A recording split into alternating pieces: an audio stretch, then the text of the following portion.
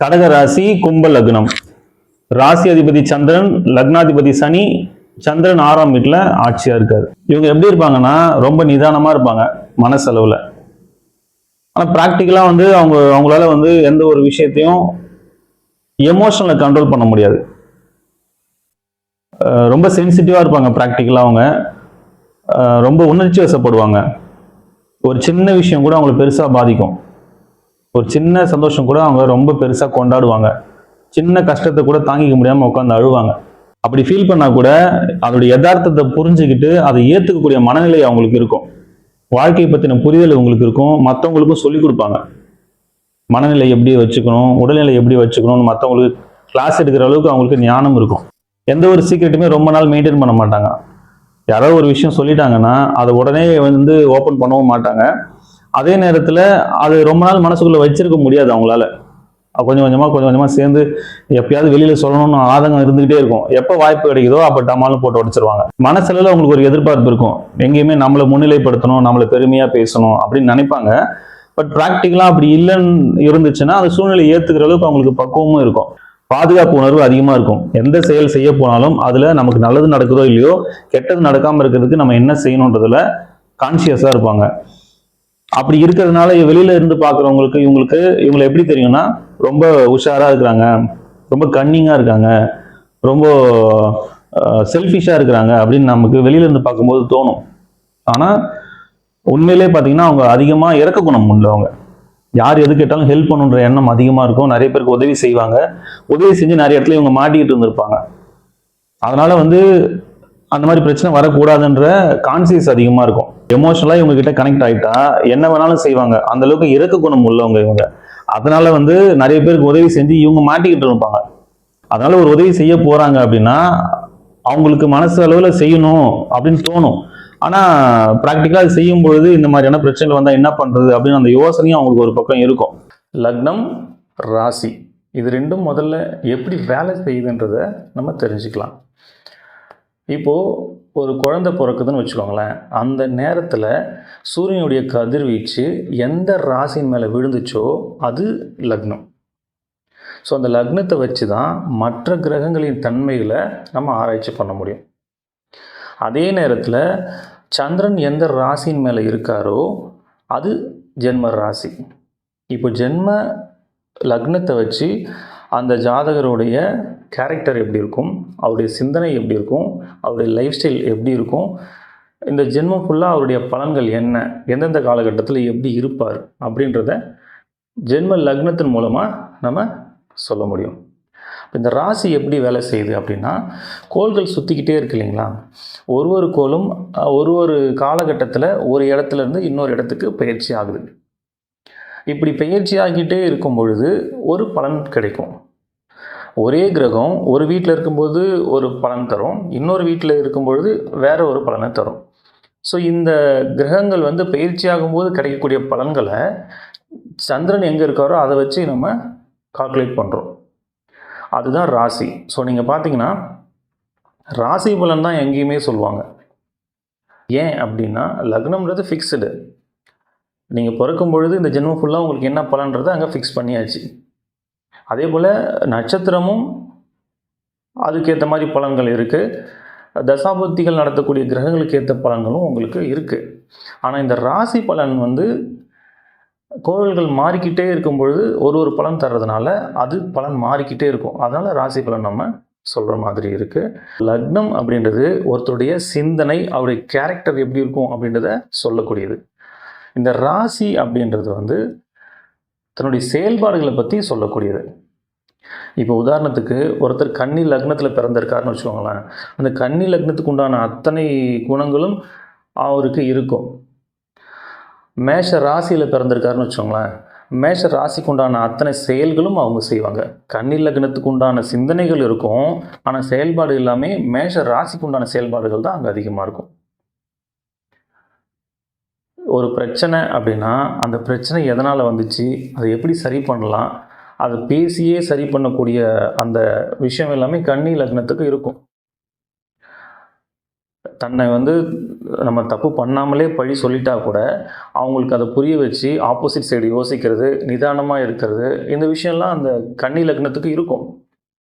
ஆனால் மேஷ ராசியை பொறுத்த வரைக்கும் என்னை எப்படி நீங்கள் என்னை தப்பு சொல்லலாம், அந்த கோபம் வந்துடும். அந்த கோபத்தோட அந்த தன்னுடைய உணர்வு வந்து வெளிப்படுத்தக்கூடிய அந்த தன்மை மேஷ ராசிக்கு இருக்கும்.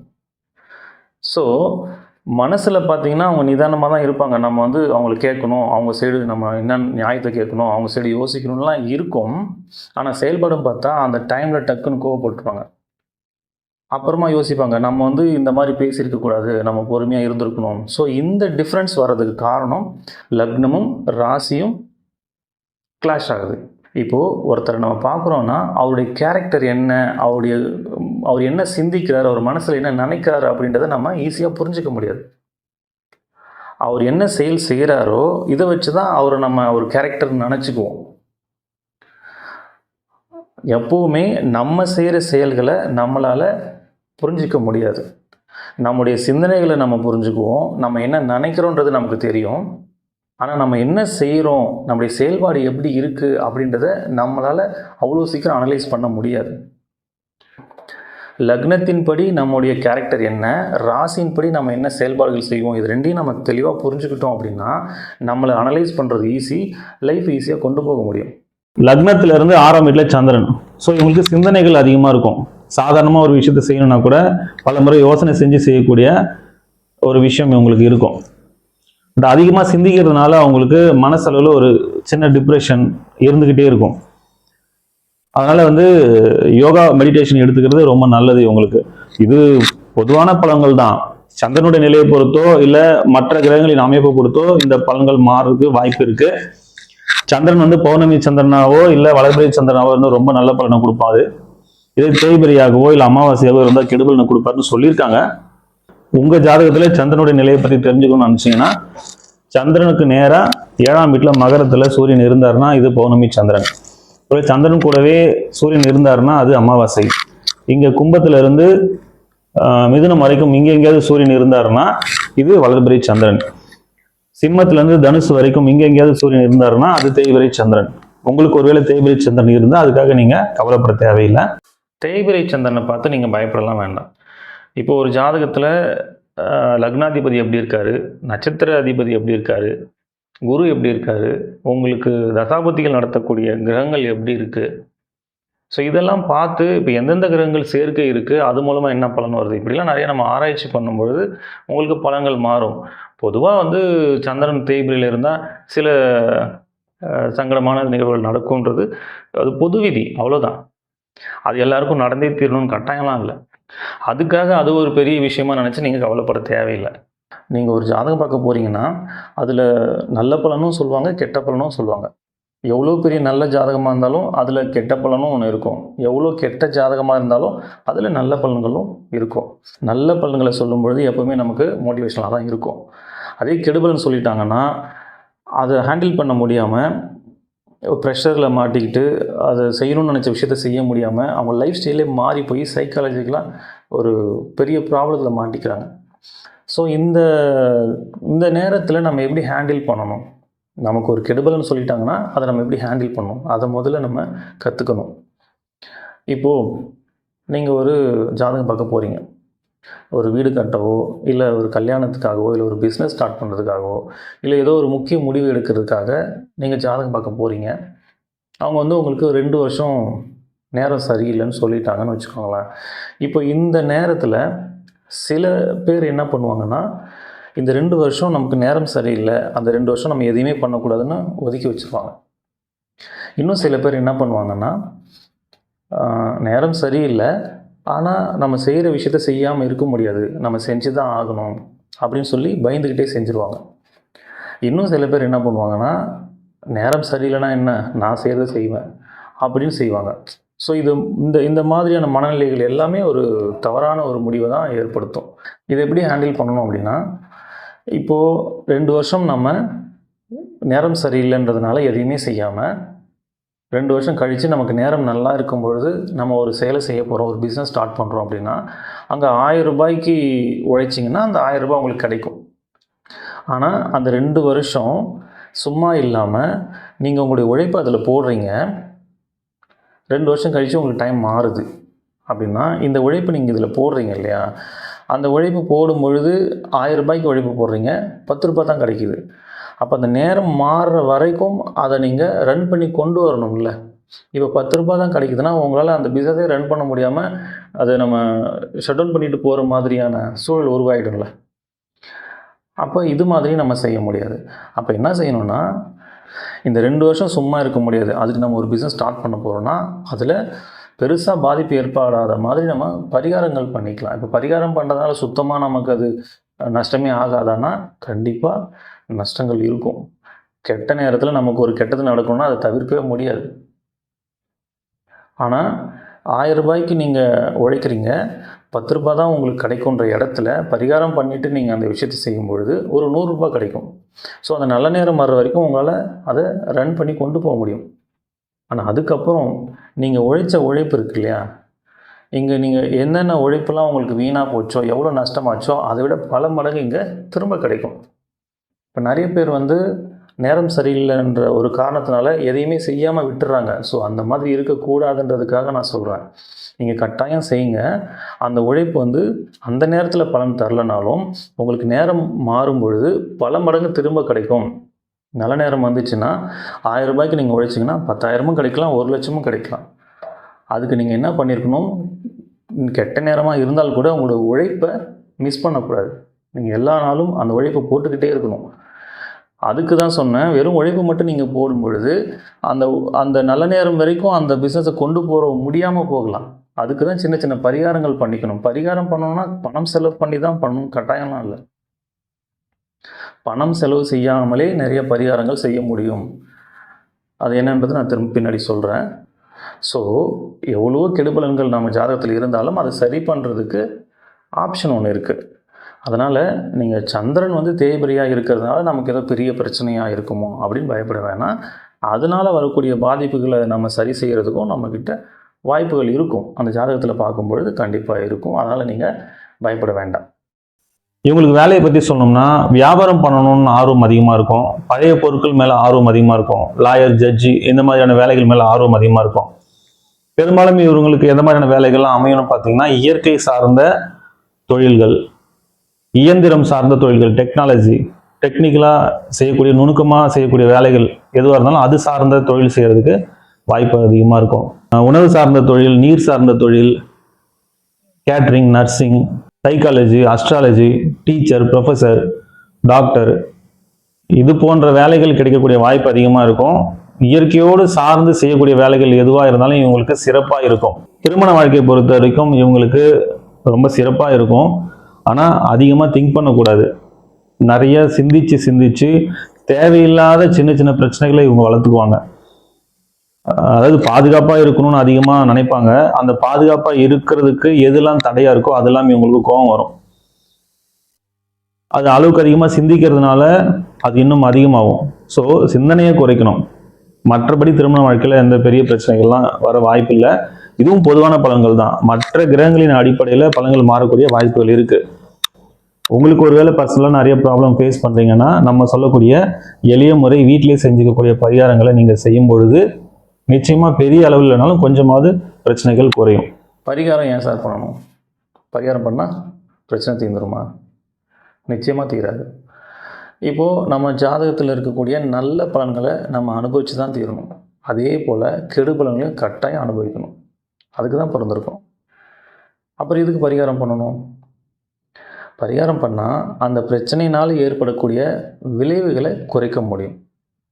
அந்த பிரச்சனையை ஃபேஸ் பண்ண முடியும். அந்த பிரச்சனையை கடந்து போகிறதுக்கான வழிகள் நமக்கு கிடைக்கும். எப்போவுமே நம்ம பிரச்சனையை பார்த்து பயப்பட மாட்டோம். அந்த பிரச்சனையினால் ஏற்படக்கூடிய விளைவுகளை நினச்சி தான் நம்ம பயப்படுவோம். அந்த விளைவுகள் தான் நமக்கு சிரமத்தை கொடுக்கும். இப்போ உதாரணத்துக்கு, இப்போ இந்த உதாரணம் நான் நிறைய இடத்துல சொல்லியிருக்கேன். இருந்தாலும் எளிமையாக இருக்கிறதுனால நான் திரும்பவும் இதையே சொல்கிறேன். இப்போ நம்ம கீழே விழுந்துட்டோம் அப்படின்னா, கீழே விழுறோம் அப்படின்றது ஒரு பிரச்சனை தான். கீழே விழுந்தால் நமக்கு அடிபடாது, வலிக்காதுன்னா கீழே விழுறதை நினச்சி நம்ம ஏன் பயப்பட போகிறோம்? இப்போ கீழே விழுறது ஒரு நிகழ்வு, ஒரு பிரச்சனைன்னு வச்சுக்கலாம். ஆனால் அதனுடைய விளைவு எப்படி இருக்கலாம்? ஒன்றுமே நடக்காமல் நம்ம எழுந்துடலாம், இல்லை கை காலில் முறிவு ஏற்படலாம், இல்லை 6 மாதம் படுத்து படுக்கையாக இருக்கலாம், இல்லை உயிர் போகிற அளவு கூட பாதிப்பு ஏற்படலாம்.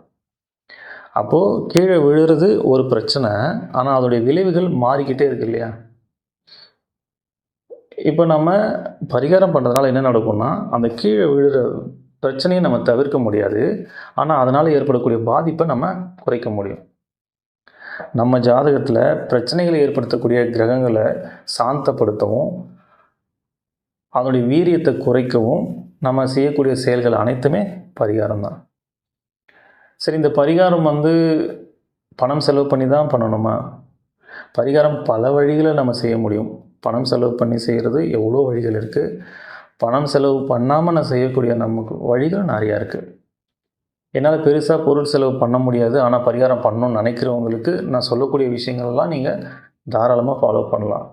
இது எந்த ராசிக்கும் எந்த நட்சத்திரத்துக்கும் பர்டிகுலராக நம்ம சொல்லலை. பொதுவாக யார் வேணாலும் செய்யக்கூடிய எளிமையான பரிகாரங்கள். முதல்ல சூரியனுக்கு சமர்ப்பணம் செய்யணும். தினமும் காலையில் குளிச்சுட்டு மொட்டை மாடியில் போய் நின்று, இல்லை வீட்டுக்கு வெளியில் போய் நின்று சூரியனை பார்த்து கையில் தண்ணி அள்ளி இப்படி கீழே கொட்டுங்க. சூரியனை பார்த்து இப்படி கீழே கொட்டுங்க. சமர்ப்பணம் சொல்லி செய்யுங்க. ஒவ்வொரு பௌர்ணமி அன்னைக்கும் திருவண்ணாமலைக்கு கிரிவலம் போயிட்டு வாங்க. பௌர்ணமி அன்னைக்கு போகிறதுக்கு எனக்கு வாய்ப்பு இல்லை சார் அப்படின்னா, வளர்பிறை டைமில் ஏதோ ஒரு நாள் நீங்கள் போயிட்டு வரலாம். இல்லை அப்போவும் என்னால் முடியாது, எனக்கு எப்போ டைம் கிடைக்குன்னே தெரியல அப்படின்னா, அட்லீஸ்ட் திருவண்ணாமலைக்கு போயிட்டு வாங்க. என்னால் திருவண்ணாமலைக்கு போகிற அளவுக்கு எனக்கு சுச்சுவேஷன் இல்லை சார் அப்படின்னா, நீங்கள் எங்கே இருக்கீங்களோ அங்கேயே நீங்கள் மொட்டை மாடியிலேருந்து சந்திரனுடைய ஒளியில் உங்களால் எவ்வளோ நேரம் இருக்க முடியுமோ இருக்கலாம் பௌர்ணமி அன்னைக்கு. அடுத்தது நவகிரகங்களை சுற்றுங்க. இந்த நவகிரகங்கள் சனிக்கிழமையில் சுற்றுறது சிறப்பு. ஏன் சனிக்கிழமையில் சுற்றணும் அப்படின்னா, ஒவ்வொரு நாளும் சூரியன் உதிக்கிற நேரத்தில் எந்த கிரகங்களுடைய கதிர்வீச்சு பூமி மேலே படுதோ அந்த கிரகத்தினுடைய ஆதிக்கம் அந்த நாளில் இருக்கும். அப்படி தான் நம்முடைய வாரங்கள் இருக்கும். தமிழ் வாரங்கள் 7 நாள் வருது இல்லைங்களா? 7 நாளுமே ஒரு கிரகத்தின் ஆதிக்கம் அங்கே அதிகமாக இருக்கும். அதுபோல் சனி பகவானுடைய ஆதிக்கம் சனிக்கிழமைகளில் அதிகமாக இருக்கும்.